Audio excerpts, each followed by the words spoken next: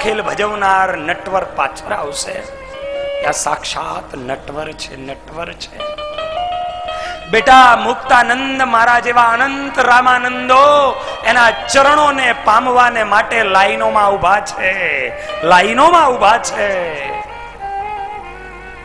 એ આ સર્વોપરી શ્રી હરિ છે, એ આ પરાત્પર પુરુષોત્તમ નારાયણ છે.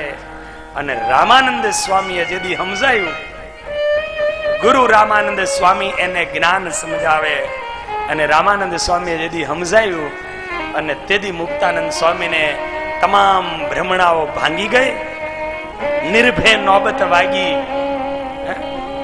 એ તમામ ભ્રમણાઓ ભાંગી ગઈ અને બસ હવે મુક્તાનંદ કહે હવે કોઈ તકલીફ નથી રહી, હવે મહારાજના ધામમાં જવાશે. અને એ મુક્તાનંદ સ્વામી ત્યાંથી સ્નાન કરી ખાખરાના વનમાંથી પુષ્પોને લીધા અને એ પુષ્પો લઈ અને આવ્યા નારાયણજી ભાઈના ઘરે. એ પુષ્પોની માળા બનાવી, જરિયાની વસ્ત્રો લીધા. મુક્તાનંદ સ્વામી વડીલ હતા, એ ભક્તોને કે એટલે બધા પેલા એનું માને. એને પૂજાપો તૈયાર કરાવ્યો અને તમામ તૈયારીઓ કરી. ગુરુ રામાનંદ સ્વામીની ગાદી, તકિયા આદિ તમામ વસ્તુ લીધી, શૃંગાર સજાવ્યા અને એ મુક્તાનંદ સ્વામી લઈને આવ્યા મહારાજની પાસે. મહારાજને જરિયાની વસ્ત્રો ધરાવ્યા. અરે પણ સ્વામી, સ્વામી અમે તો સાધુ, બસ હવે બસ કરો, બહુ ભ્રમણામાં રાખ્યો મને. હવે એ ભ્રમણાઓ ભાંગી ગઈ, હવે નિર્ભય નોબતો વાગી ગઈ, હવે વાત પૂરી થઈ ગઈ. હવે એ મને ન સમજાવશો તમે, હવે તમારી એ મનુષ્ય લીલા મને ક્યાંય આડી નહીં આવી શકે. અને એ જ સમય ઉપર મહારાજને જરિયાની વસ્ત્રો પહેરાવડાવ્યા. ત્યાં સુધી મહારાજ સફેદ ભગવા એવા વસ્ત્રોમાં રહેતા હતા. શૃંગાર સજાવ્યા. રામાનંદ સ્વામીએ ગાદી ઉપર બેહડ્યા હતા, પણ રામાનંદ સ્વામી ધામમાં ગયા પછી એ સ્વામીના ગાદી અને તકિયા ઉપર મુક્તાનંદ સ્વામી ક્યારે મહારાજને બેહવા નહોતા દીધા. શું એ મુક્તાનંદ સ્વામીને મહિમા હશે પોતાના ગુરુનો? નહીં, આ ગુરુના ગાદી તકિયા ઉપર તો કોઈ નહીં એટલે નહીં. એ મારા ગુરુના ગાદી તકિયા ઉપર કોઈ ના બેસી શકે. આ એને મહિમા હતો અને મહિમાને કારણે એને બેસવા નહીં દીધેલા. પણ આ જે ગાદીને લઈને આવ્યા, એ તકિયા લઈને આવ્યા, એને ગાદીને તકિયા બિછાવડાવ્યા, ગાલ મસુરિયા બિછાવડાવ્યા અને એ મહારાજનો હાથ પકડ્યો અને એ મહારાજનો હાથ પકડી અને પગથિયા ચડાવડાવી અને મહારાજને કહે છે, પ્રભુ આ ગાદી ઉપર આપ બિરાજિત થાવ. અરે સ્વામી, સ્વામી, આ તો ગુરુની ગાદી, એની ઉપર નો. બસ હવે મહારાજ બસ કરો, મહારાજ બસ કરો. કારણ ગુરુ રામાનંદ સ્વામીએ મને જ્ઞાન આપી દીધું, જેના થકી નિશ્ચય થયો તો ઈ જો નિશ્ચયમાં ફેરફાર કરાવડાવે તો જ થાય. અને એ ગુરુએ મને ખરું સમજાવી દીધું છે અને એટલા માટે હવે હું જે કરું એ બરોબર છે, બેસી જાઓ. અને મહારાજને બેસાડ્યા, મહારાજનું પૂજન અને અર્ચન કર્યું, સુવર્ણનો થાળ લીધો અને એ સુવર્ણનો થાળ લઈ એની અંદર રંગોળીઓ પૂરી, સુંદર મજાની દિવેટો મૂકી અને આજ એ સર્વપ્રથમ મુક્ત મુનિ મુક્તાનંદ સ્વામી એ મહારાજની આરતી કરવા માટે જઈ રહ્યા છે. પણ આરતી જ્યારે મહારાજની ઉતારે છે તે પહેલા હું કાયમ કહું છું, કારણ કે આમ તો યુગોથી શાસ્ત્રો, સંતો, સદગુરુઓ, મહાપુરુષો કહેતા જ આવ્યા છે, કાયમ ટોક્યા કરીએ તોય આપણે ભૂલી જાય. આપણી ઘરેડ જ એ હોય છે. એટલે એક ને એક વાત કહેવી પડે. આરતી કઈ રીતે ઉતારવી બહુ જરૂરી છે સમજવું. આપણી હિન્દુ સંસ્કૃતિની અંદર બે પદ્ધતિ છે. એક સંકલ્પ પદ્ધતિ, બીજી એકરાર પદ્ધતિ. એકરાર બેને એક કરવા હોય અગ્નિની સાક્ષીએ થાય, અને અગ્નિની સાક્ષીએ થાય ને પછી જુદા ન થાય. બે લોઢાને અગ્નિમાં તપાવી નાખે, એકની ઉપર બીજું મૂકી દે, ટીપી નાખે, પાણીમાં બોરી દે. એ કોદારીને ગજવેલ લગાવી દીધી. ગામના ખેડૂતોને ખબર પડે આ શબ્દમાં ઝાલાવાડી શબ્દ છે. પછી એનું પાનું ઉતરી જાય પણ ગજવેલ ન ઉતરે.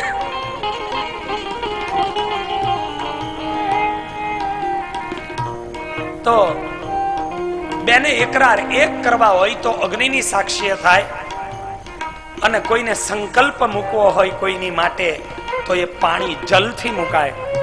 આ આમની પાછળ આટલું, આ આમને આટલું સમર્પિત કર્યું, એ આપણી સંસ્કૃતિ છે. અને આ પ્રમાણે કરીએ તો જ મળે.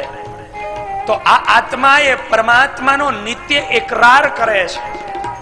આરતી શા માટે? કાયમ કરવાથી હું ફાયદા?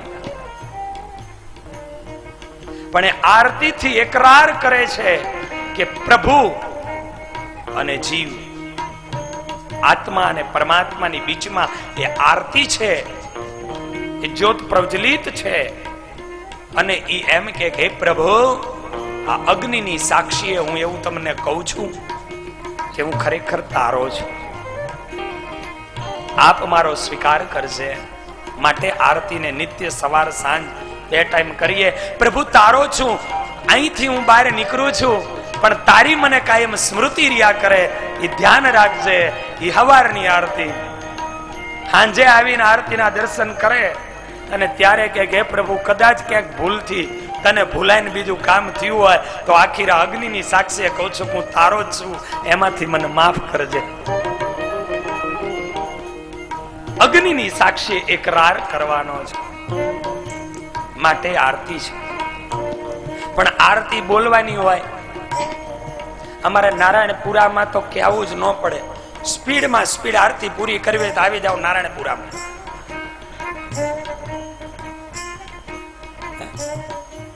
એટલી, કારણ કે અહીંયા બધા એટલા સુખી ને સમૃદ્ધો રહે, એટલે ઓફિસના ટાઈમો બધાને જતા હોય.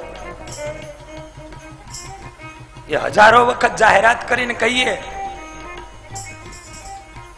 પણ એનું કારણ છે, એમાં તમારો વાંક નથી. કારણ કે તમારું ભજન એટલું સ્પીડમાં ચાલે છે ને, એટલે એમાંય સ્પીડ આવી જાય છે. બીજો વાંધો, તમારો વાંધો નથી કાંઈ. તમારું ભજન બહુ સ્પીડમાં થાય છે. બહુ ભજન કરે અમારા નારાયણપુરાના ભક્તો, એટલું બધું ભજન કરે એટલે આરતીમાં એમ થાય કે આથી વધારે ભજન થઈ જાય, એટલા માટે સ્પીડ છે. બાકી કોઈ જલ્દી પતવીને વયું જવું એટલા માટે નથી, પણ ધીરે ધીરે શાંતિથી આરતી કરવી. પણ એ આરતી જ્યારે ઉતારીએ ત્યારે આરતી ઉતારવાનો વિધિ બતાવ્યો છે. આરતી ઉતારવાનો વિધિ છે, અને વિધિ પ્રમાણે આરતી ઉતારો તો એનું પરિપૂર્ણ ફળ મળે. તો આરતી કઈ રીતે ઉતારવી? આરતીને પ્રજ્વલિત કરી જમણા હાથથી લઈ હાથમાં ઘંટડી રાખવી અને મહારાજના ચરણારવિંદથી ચાલુ કરવી. મહારાજની જમણી સાઈડથી ચાલુ થાય, ડાબી સાઈડે ઉતરે. પણ આરતી છે ને એ ચરણથી ચાલુ થાય. ઘણા તો માથાની ઉપર જ આમ કર્યા કરતા હોય, ઘણા આવી રીતે રાખીને નાના સમજ આમ કરતા હોય. શીખવાડવું પડે. નાના છે નવા સંત, શીખવાડવું પડે. કામ આપણી નહીં, મહારાજની ઉતારવાની છે. પણ આરતી એ કઈ રીતે કરવી? આનાથી આપણે સુધરજો, બીજાના દોષ ન જોતા. આપણે તો મહારાજના દર્શન જ કરજો. તો આરતી ચરણારવિંદ થી ચાલુ કરવાની. ચરણારવિંદ ની અંદર 4 આંટા લેવાના. પેલા એકવાર લઈ ગયા, એ લઈ જઈને નીચે લાવવાની, લઈ જવાની, નીચે લાવવાની. આ પ્રમાણે ચરણારવિંદના 4 આંટા, 4 પ્રદક્ષિણા ચરણારવિંદની. ચરણારવિંદ પછી બીજો ભાગ આવે. શરીર 3 ભાગમાં વહેંચાયેલું છે. કમરથી નીચે, એક કમરથી ગળા સુધી, અને ગળાથી ઉપર મસ્તક. તો જે બીજો ભાગ એમાં નાભી કમળ. તો બીજા જે 2 આંટા છે નાભી કમળ સુધી લઈ જવાના. જમણી સાઈડેથી જાય, નાભી સુધી જાય, નીચે ઉતરે, નાભી સુધી જાય, નીચે ઉતરે. 4 ને 2 6. 7મો આંટો જે છે એ ભગવાનના મુખ કમળનો ફેરવવાનો, કે ભગવાનના મુખ કમળ સુધી લઈ જઈ અને નીચે લાવવાની.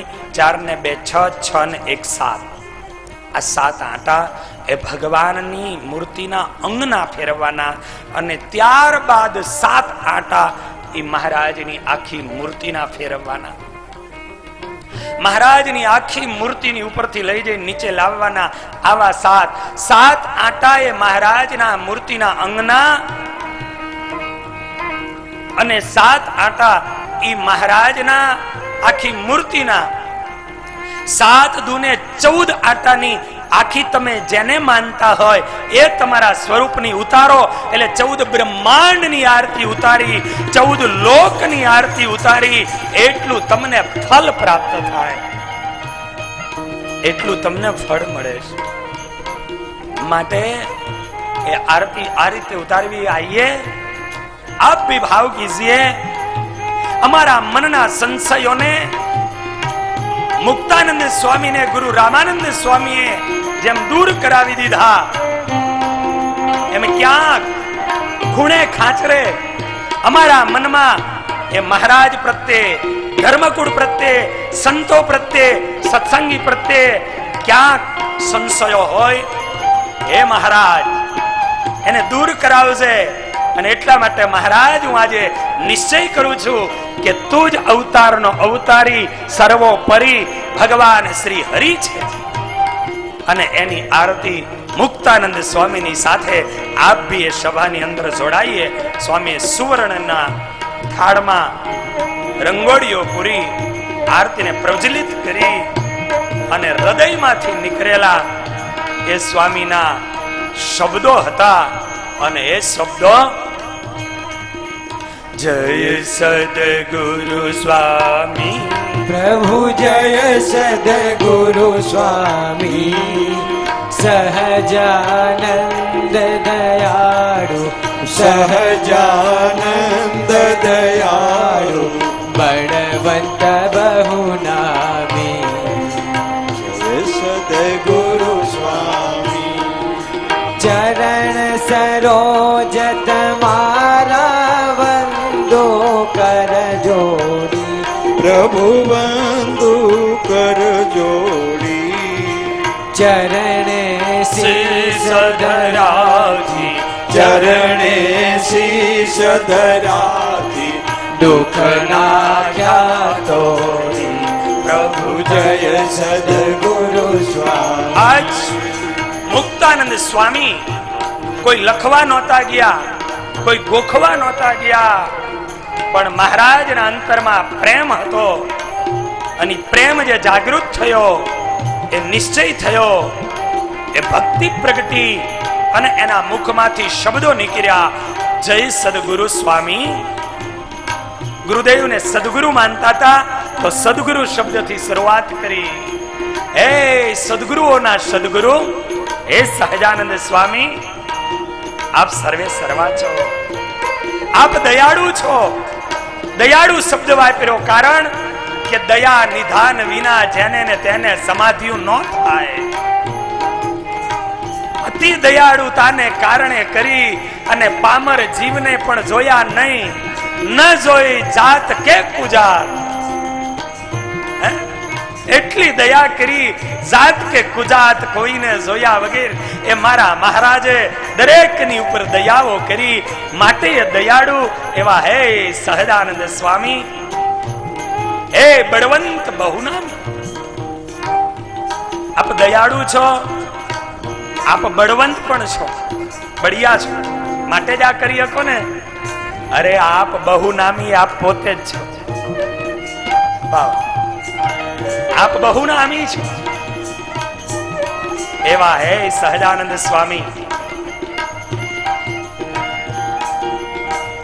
ચરણ સરોજ તમારા વંદુ કર જોડી. ચરણેથી શરૂઆત કરી. શરણાગતિ ચરણથી થાય. વાત્સલ્ય ભાવનો જો પ્રેમ હોય તો એ મુખારવિંદથી થાય. દાસત્વ ભાવની ભક્તિ હોય તો એ ચરણારવિંદથી થાય. અમારા પૂજારીએ ઘણી વાર મોજડી ધરે ને, હું આવું પડદા હોય ઘણી વાર કઢાવી નાખું.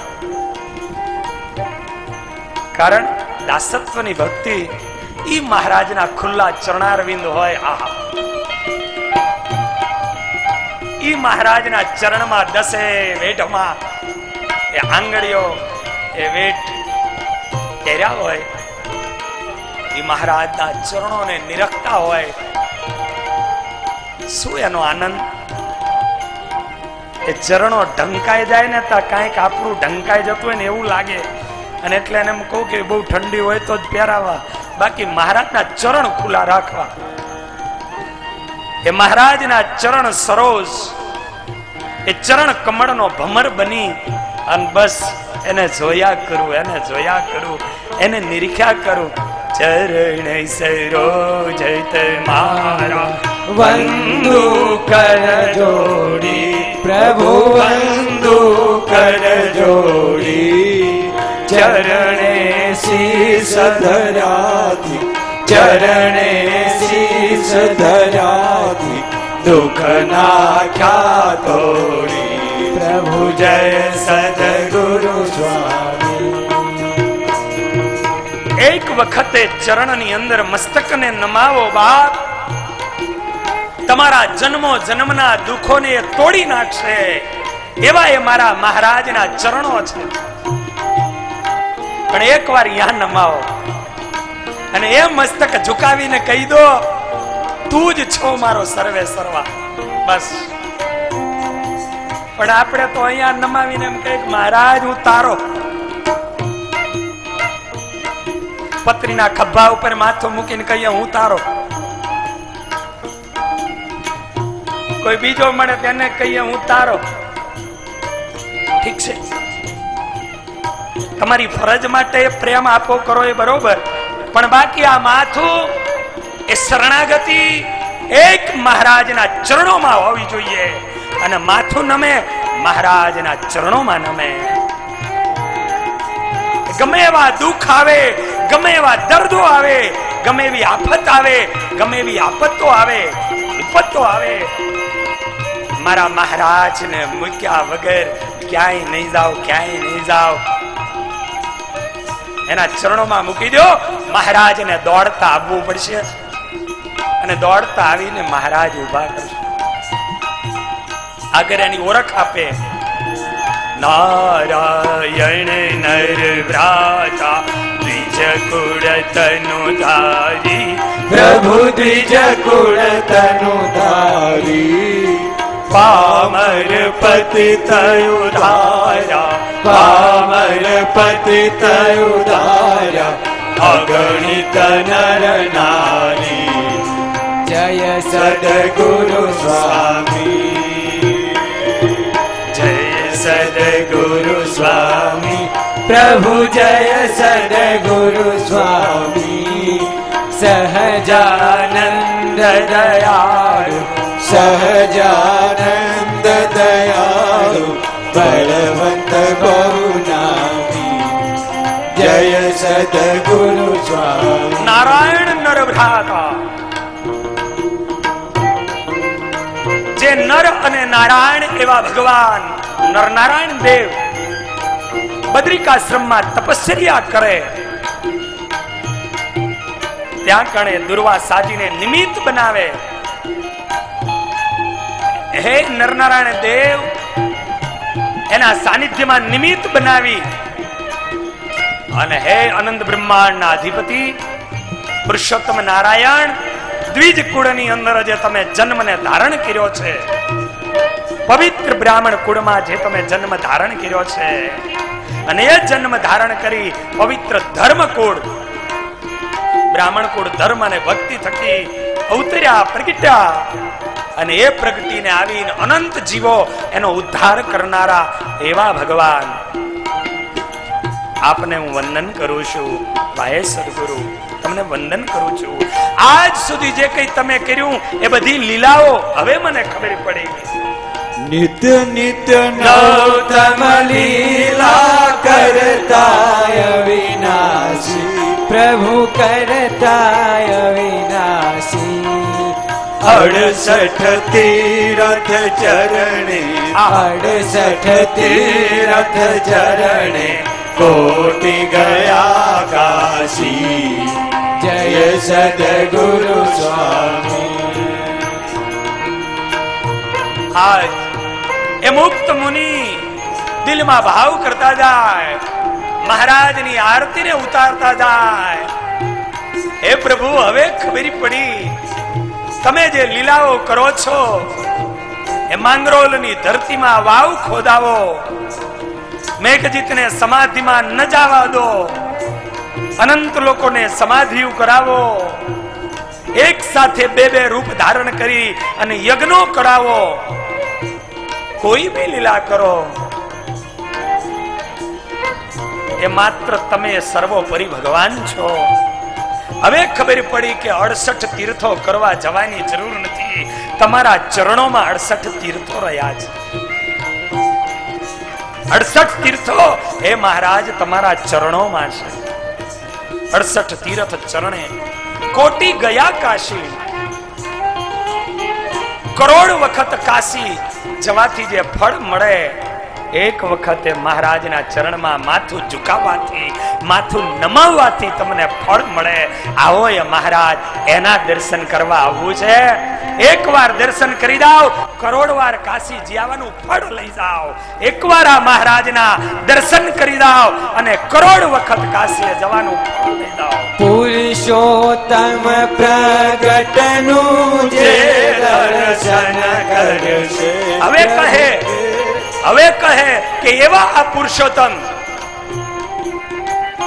જેના ચરણોમાં દર્શન કરવાથી, માથું નમાવાથી કરોડો વખત તીર્થ સ્થાનોમાં જાઓ એટલું ફળ મળે, પણ એ ફળ મળવા વાળો પુરુષોત્તમ એનું દર્શન કરવાથી. પુરુષોત્તમ પ્રગટનું જે દર્શન કરશે, પ્રભુ જે દર્શન કરશે. કાળ કર્મથી છૂટી, કાળ કર્મથી છૂટી કુટુંબ સહિત તરસે. જય સદગુરુ સ્વામી, જય સદગુરુ ગુરુ સ્વામી, પ્રભુ જય સદગુરુ સ્વામી. સહજાનંદ દયાળુ, સહજાનંદ દયાળુ, બળવંત બહુ નામી. જય સદગુરુ સ્વામી. આજ આ પુરુષોત્તમ પ્રગટનું જે દર્શન કરે અને એ દર્શન કરતાની સાથે શું મળે? કાળ, કર્મ, માયા, એમાંથી મુક્તિ મળી જાય. મુક્તિ મળી જાય, એમાંથી મુક્તિ મળી જાય. પ્રગટ દાખલો આપું તમને. પ્રવીણભાઈ ફૂલવાળા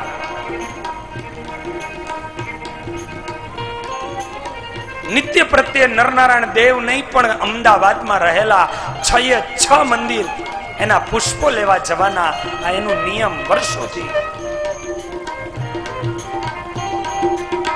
નરનારાયણ દેવની મંગળા આરતી કરે, ગમે એવા સંજોગો હોય, અને એ આરતીના દર્શન કરી અને ફૂલ લેવા ફૂલ માર્કેટમાં જાય. પુરુષોત્તમ પ્રગટનું જે દર્શન કરે, આ દેવનું દર્શન કરે, પરમાત્માનું, રંગમોલના ઘનશ્યામ મહારાજનું, એ પરાત્પર પુરુષોત્તમ નારાયણનું એ દર્શન કરે, મંગળા કરે અને ફૂલ લેવા માટે જાય. અને એવામાં કોમી ચાલે. હિંમત કરી મારા મહારાજ જો ફૂલ લેવા નહીં જાઉં તો ફૂલ વગેરેના રહેશે, પણ દર્શન કરીને ફૂલ લેવા નીકળ્યા. મુસ્લિમોના ટોળાની બીચમાં આવી ગયા. ખંજરો કાઢીને લોકા ઉભા રહી ગયા. કપાળમાં તિલક અને ચાંદલો હતો. પણ બુદ્ધિ પ્રદાતા, બુદ્ધિના પ્રેરણા દાતા ભગવાન છે.